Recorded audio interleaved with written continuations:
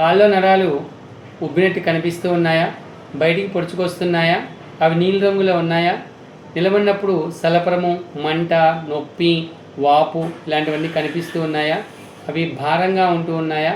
కాలు నడవడానికి ఇబ్బందిగా ఉందా? సో ఇవన్నిటికీ కారణం వెరికోజ్ వెయిన్స్ అయి ఉండొచ్చు. ఈ వెరికోజ్ వెయిన్స్కి ఆయుర్వేదిక్లో బెస్ట్ ట్రీట్మెంట్స్ ఉన్నాయి. నా పేరు doctor Krishna Chaitanya, Sanjeevini care Ayurveda hospital, Bhimavaram.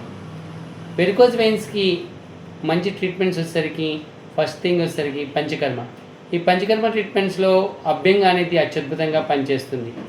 వెయిన్స్లో infection ఎక్కువయ్యి రక్త ప్రసరణ జరగక వాపు వచ్చి పుండ్లు కనుక పడుతున్నట్లయితే జలూకాపచరణ అంటే రక్తమోక్షణ అనేది చేస్తారు. ఇది హీల్ అవ్వడానికి మంచి ఉపాయం కింద మనం చెప్పుకోవచ్చు. థర్డ్ అనేది మెడికేషన్. వీటి వలన వెరికోజ్ వెయిన్స్కి పూర్తిగా మనం నివారించుకోవచ్చు. సర్జరీ వల్ల వెయిన్ ఒకటి రిమూవ్ చేస్తారు, కానీ ఆయుర్వేదిక్లో రూట్ కాజ్తో వెరికోజ్ వెయిన్స్ని ట్రీట్ చేయొచ్చు. మనం ఇంట్లో ఏమి హోమ్ రెమెడీస్ వచ్చేసరికి ఒక 20 మినిట్స్ పాటు కాళ్ళు పైకి పెట్టి పడుకుంటాం, వ్యాయామం చేయటం, నడవటం, ఇవన్నీ కూడా బెస్ట్ రిజల్ట్ చూపిస్తాయి.